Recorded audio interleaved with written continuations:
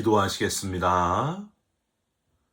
오늘도 살아계신 하나님을 찬송드립니다. 우리를 깨워주시고 하루의 첫 시간을 주님 앞에 나와 엎드려 기도하며 찬송하고 말씀을 묵상하면서 출발하게 하신 것을 감사드립니다.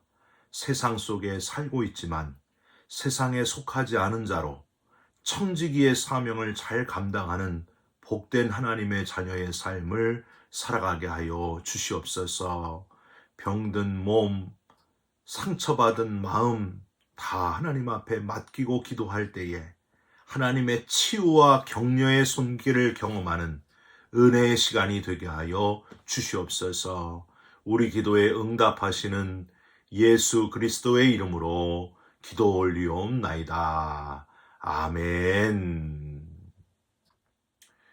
오늘 말씀은 베드로전서 4장 12절부터 19절까지의 말씀입니다.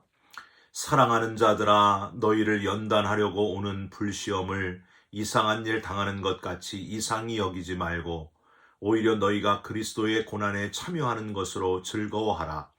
이는 그의 영광을 나타내실 때에 너희로 즐거워하고 기뻐하게 하려 함이라.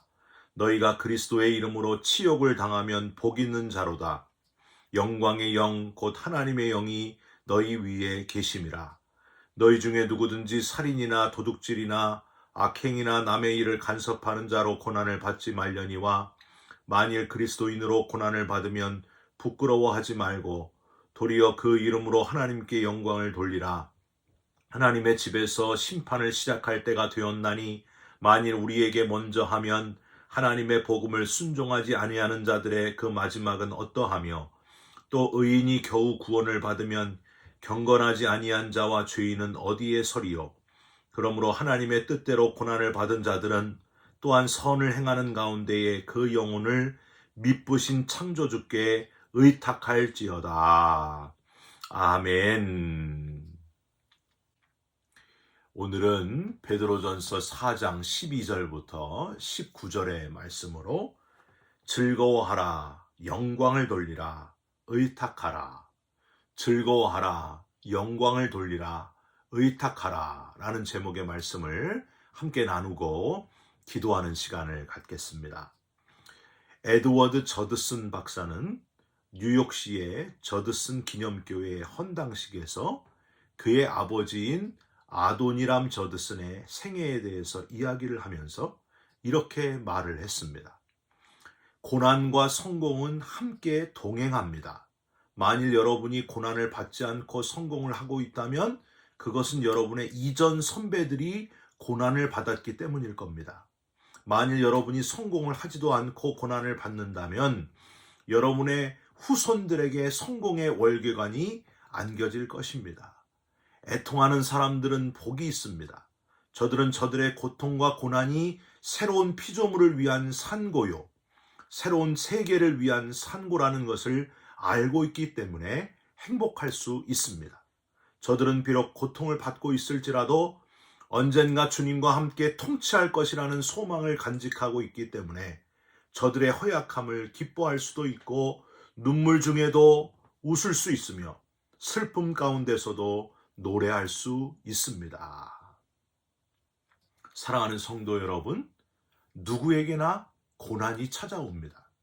고난 가운데에서 세상 사람들과는 다르게 언젠가 주님과 함께 통치할 것이다. 그날을 소망하시면서 고난이 주는 유익을 찾으시고 허약한 것을 오히려 기뻐하면서 눈물 중에서도 기뻐하고 노래할 수 있는 성숙한 그리스도인들이 되시기를 주님의 이름으로 부탁드립니다. 오늘 본문은 우리가 잘 아는 구절로 시작합니다. 12절 한번 보세요. 사랑하는 자들아, 너희를 연단하려고 오는 불시험을 이상한 일 당하는 것 같이 이상히 여기지 말고, 고난을 이상하게 생각하지 말고 당연한 것으로 받아들이라. 그런 표현입니다. 앞에서도 말씀드렸지만은요, 지금 이 베드로전서가 쓰여진 당시의 사회적 상황은 그리스도인들이 가장 큰 핍박을 받았던 네로 황제의 시대였습니다. 네로는 로마시를 아름답고 웅장한 새 건축물로 가득 채울 꿈을 가지고 불을 질렀습니다.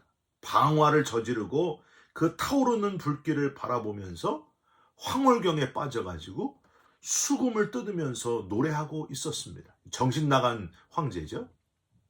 한편 자신들의 재산과 로마시의 훌륭한 고적들을 잃어버리게 된 로마 시민들은 극도의 불만감으로 폭동 직전에 이르게 되는데, 다급해진 네로 왕은 방화의 책임을 아무 죄 없는 기독교인들에게, 그리스도인들에게 전가시키게 됩니다. 그래서 아무 죄 없이 누명을 쓴 기독교인들이 본격적으로 아주 잔악한 박해를 받게 되는데, 성도들을 잡아가지고요, 형틀에 매달든지 원형극장에 풀어놓고 맹수의 밥이 되게 한다든가, 양의 가죽을 뒤집어 씌운 뒤 사냥개들을 풀어가지고 뜯어먹게 만든다든가, 화형으로 확 태워버린다든가, 아주 극악하고 야만적인 핍박을 행하게 됩니다. 심지어 네로 황제는요, 자기 궁전에서 밤마다 배설했던 야간 연회장, 그 야간 잔치를 환하게 밝히기 위해서 기독교인을 산채로 기름에 뒹굴게 만든 다음에 인간 횃불을 만들어서 태워 죽였다. 여러분, 이게 말이나 되는 얘기입니까? 이렇게 말도 안 되는 짐승만도 못한 짓을 이 네로 황제가 저질러서 수많은 기독교인들을 잡아 죽이고 그리고 처형했다 하는 겁니다. 누구에 의해서 고발돼 어떤 형벌을 받을지 모르는 아주 불안하고 두려운 시간을 보내고 있었던 그리스도인들, 그 기독교인들의 마음을 한번 상상해 보시기 바랍니다. 얼마나 무서웠을까요? 이런 극한 위기의 상황에서 베드로는 기독교인들의 마음을 안정시키고 어떤 환경 아래서도 절망하지 말아라 하면서 소망과 용기를 주고자 해서 바로 이 베드로 전서를 쓰게 된 겁니다. 베드로는 신앙 때문에 당하는 고난은 수치가 아니라 오히려 자랑과 하나님께 영광이 된다 하는 사실을 가르쳤습니다.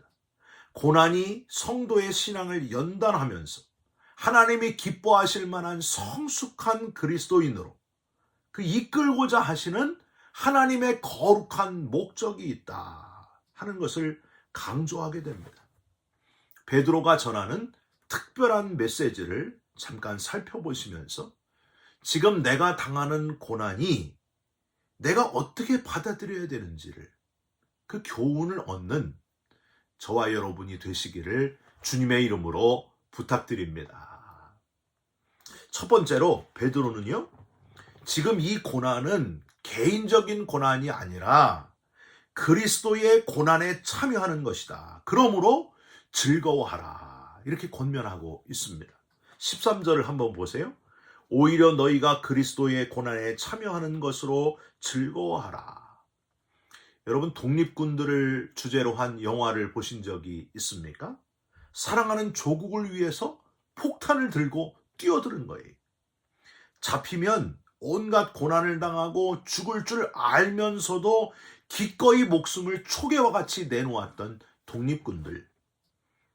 이렇게 나라를 위해서도 목숨을 아낌없이 바치는데, 기독교인들이 당하는 고난의 이유는요, 눈에 보이는 이유가 아니라 눈에 보이지 않는 영원한 하나님 나라를 위해서, 그리고 그 나라를 선포하신 예수 그리스도 때문이었다는 거예요. 나를 위해 아무 죄 없이 십자가를 지시고 대신 죽어주신 예수 그리스도, 그분이 먼저 나를 위해 죽어주셨는데 그분을 위해 목숨을 바치는 것이 어찌 헛된 일인가, 이 마음을 가지고 순교자의 반열에 오르게 되었다 하는 겁니다. 12절 중간에 보시면 불시험을이란 표현이 나오잖아요. 여러분, 이 불시험을이란 표현을 보면서 화형당하는 것을 생각했구나, 이렇게 생각했을 수도 있지만, 이 베드로는요, 다른 생각을 했다는 거예요. 정금을 만들기 위해서 불로 금을 정제해야 한다는 사실. 베드로는 이걸 생각하면서 우리는 지금 고난을 통해 하나님이 우리를 정금으로 만들어 가시는 과정이다 하면서 소망을 가지라, 그렇게 표현하고 있습니다. 13절 뒷부분에 보면 이 핍박과 고난을 즐거워해야 될 결정적인 이유를 표현하고 있어요. 13절 뒷부분에 이는 그의 영광을 나타내실 때에 너희로 즐거워하고 기뻐하게 하려 함이라. 그의 영광을 나타내실 때에, 즉 주님께서 다시 오신다 그랬잖아요. 주님께서 다시 오실 때에 너희들을 보면은 얼마나 기뻐하고 고마워하겠느냐. 이 고난을 나 때문에 끝까지 이렇게 견뎌냈구나 하고 주님께서 칭찬하실 것이다. 안아주시고 위로해 주시고 격려해 주시고 그러실 주님을 바라보면서 이 고난을 견뎌내라. 그리스도의 고난에 참여하는 자가 되라. 기뻐하고 오히려 즐거워하라. 여러분, 찬송가 85장에 보면은요, 1절이 어떻게 되어 있어요? 구주를 생각만 해도 내 마음이 좋거든. 주 얼굴 배울 때야 얼마나 좋으랴. 주 얼굴 배울 때야 얼마나 좋으랴. 주님의 얼굴을 배울 때 얼마나 좋을까. 나 때문에 고난당하고 나 때문에 너희들이 너무너무 힘들었구나. 위로해 주실 그 주님을 만나게 되는 그 순간을 바라보면서 이 고난을 잘 견뎌내라. 그게 바로 베드로의 메시지였습니다. 사랑하는 성도 여러분, 저와 여러분도 이 땅에서는 인자도 머리 둘 곳이 없다 그랬고요. 고난과 핍박과 박해가 수도 없이 있다는 거예요.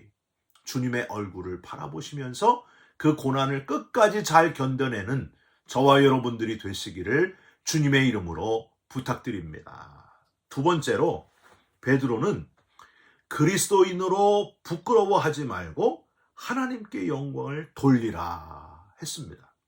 16절을 한번 보세요. 만일 그리스도인으로 고난을 받으면 부끄러워하지 말고 도리어 그 이름으로 하나님께 영광을 돌리라. 요즘에는요, 그리스도인이라 하면은 그냥 기독교인이구나 이렇게 보통으로 그냥 생각하잖아요. 근데 오늘 본문 이 당시의 그리스도인이라 하는 명칭은요, 그리스도의 사람, 그리스도 도당이라는 뜻으로 좋은 의미도 아니고요, 보통 의미도 아니고 아주 경멸하는 의미였습니다. 짐꾼, 노름꾼, 도박꾼들 뭐 이런 아주 하대하는 그런 의미가 바로 그리스도 도당, 그리스도 사람, 그리스도인 그 의미였다는 거예요. 예수쟁이, 그런 표현을 우리 한국 옛날에 있었잖아요. 예수쟁이들, 얼마나 이 하대하는 그런 표현입니까? 아주 사회적으로 골칫거리인 집단, 그런 의미였다는 거예요. 지금 네로 황제가 누명을 씌워가지고 그리스도인 방화범들이라고 죄인으로 찍혀있는 그 시대지만은 우리는 알지 않느냐. 그리스도께서 주님이시고 하나님의 아들이라는 사실을 우리는 알지 않느냐. 남들이 뭐라고 하든 신경 쓸 거 없다. 남들이 그리스도당, 적군들, 예수쟁이라고 해도 신경 쓰지 마라. 오히려 기뻐하라. 자랑스러워하라. 부끄러워하지 말고 하나님께 영광을 돌리라. 그 의미였다는 거예요. 저는요, 요즘에 우리 한인연합감리교회 중에서 교회 이름이 연합감리교회 그러면은 이제는 사람들이 그런 교회 가기 싫다고 이름을 바꾸는 교회가 있대요. 참 한숨이 나오더라고요. 교단이 동성애 결혼을 합법화하고 장정에서 성경의 원리인 한 남자와 한 여자의 결혼을 빼버리고 이제 동성애자 목사 안수를 주는 교단이 되지 않았습니까? 그걸 슬쩍 감추는 거예요. 여러분, 이게 뭡니까? 이게 얼마나 부끄러운 얘기입니까? 지금 베드로가 이야기하는 것하고 완전히 정반대의 길을 가는, 정말 뭘 하고 있는 건지 몰라요, 여러분. 지금 그리스도의 이름 때문에 핍박을 당하고 조롱을 당하고 목숨의 위협까지 느끼면서 신앙생활을 했던 베드로 당시의 그리스도인들과는 완전히 다른, 성경을 놓쳐버리고 오직 예수를 놓쳐버리고 엉뚱한 일을 지금 하고 있으면서 부끄러운지도 모르는 그 모습, 정말 한숨이 나옵니다. 사랑하는 성도 여러분, 지금 그렇게 한심한 일을 할 때가 아닙니다. 지금 그렇게 엉뚱한 일을 할 때가 아니에요. 오직 예수 이름 때문에, 주님 때문에 성경대로 지킬 것을 분명히 지키고, 그래서 당하는 고난을 끝까지 견뎌내야 하는 그리스도인, 참 그리스도인, 저와 여러분들이 그런 진짜 그리스도인 되시기를 주님의 이름으로 부탁드립니다. 마태복음 5장 11절 12절, 나로 말미암아 너희를 욕하고 박해하고 거짓으로 너희를 거슬러 모든 악한 말을 할 때에는 너희에게 복이 있나니 기뻐하고 즐거워하라. 하늘에서 너희의 상이 큼이라. 나로 말미암아, 즉 주님 때문에 당하는 박해를 기뻐하고 즐거워하는 참 그리스도인으로 살아가시기를 주님의 이름으로 부탁드립니다. 마지막으로 베드로는요, 고난 중에 내 영혼을 창조주 하나님께 의탁하라, 이렇게 표현하고 있습니다. 17절을 한번 보세요. 하나님의 집에서 심판을 시작할 때가 되었나니. 사실은요, 이 표현만 봐도 고난당하고 내일 목숨을 장담할 수 없는 박해의 시기를 살아가는 성도들에게는요, 엄청난 힘이 되었을 겁니다. 하나님의 집에서 마지막 심판을 이제 시작할 때가 되었다. 그러니까 그동안 핍박받은 많은 이들은 하나님께서 이제 위로해 주시고 영광의 하나님 나라에 앉혀주시고, 그리고 그동안 핍박한 이들은 하나님이 아주 강하게 심판할 것이다. 그런데 마지막 19절, 의탁할지어다, 바로 앞에 아주 더 힘이 되는 단어를 쓰고 있습니다. 그게 뭐냐면 창조주께, 이런 표현이에요. 창조주께 의탁할지어다. 개역 성경에는 조물주께 부탁할지어다, 이렇게 돼 있어요. 창조주나 조물주는요, 헬라어로 크티스테, 세상의 시작은 바로 하나님께서 친히 창조하시면서 시작되었다. 그리고 하나님은 지금까지 다 주관하고 계신다. 이게 바로 크티스테, 이 단어의 뜻입니다. 세상의 마지막은 하나님의 집에서 심판을 시작할 때가 되었고, 세상의 시작은 창조주 조물주 하나님이 시작하셨는데, 우리가 믿을 존재는 하나님 외에 누가 있겠느냐? 지금 누구를 의지하고 살고 있느냐? 오직 창조주께 의탁할지어다. 피라티 네미, 의탁하라. 오직 창조주 조물주를 의지하라. 조물주를 의탁할지어다. 사랑하는 성도 여러분, 세상의 시작과 끝이 되시는 알파와 오메가 되시는 하나님을 의탁하면서, 하나님을 믿고 의지하면서 가장 지혜로운 삶을 살아가는 저와 여러분들이 되시기를 예수님의 이름으로 축원드립니다. 기도하겠습니다. 하나님, 부족한 죄인에게 그리스도의 고난에 참여하는 기회를 주셔서 감사드립니다. 낙담하지 말고 기뻐하고 즐거워하는 자가 되게 하여 주시옵소서. 그리스도인으로 부끄러워하지 말고 하나님께 영광을 돌리며 살아가게 하여 주시옵소서. 오직 처음과 끝이 되시는 창조주 하나님 외에는 의탁할 분이 없습니다. 하나님만 의지하고 믿고 따라가는 우리 모두가 되게 하여 주시옵소서. 예수 그리스도의 이름으로 기도 올리옵나이다. 아멘. 하늘에 계신 우리 아버지여, 이름이 거룩히 여김을 받으시오며 나라가 임하옵시며 뜻이 하늘에서 이룬 것 같이 땅에서도 이루어지이다. 오늘날 우리에게 일용할 양식을 주옵시고, 우리가 우리에게 죄진 자를 사하여 준 것 같이 우리 죄를 사하여 주옵시고, 우리를 시험에 들게 하지 마옵시고 다만 악에서 구하옵소서. 대개 나라와 권세와 영광이 아버지께 영원히 있사옵나이다. 아멘. 사랑하는 성도 여러분, 고난 중에서도 기뻐하고 즐거워하면서 사시기를 바랍니다. 그리스도인이라고 불려지는 것을 자랑스러워 하시고 세상의 처음과 끝이 되시는 알파와 오메가 되시는 하나님 의지하면서 살아가시기를 바랍니다. 여러분 사랑합니다. 축복합니다. 감사합니다.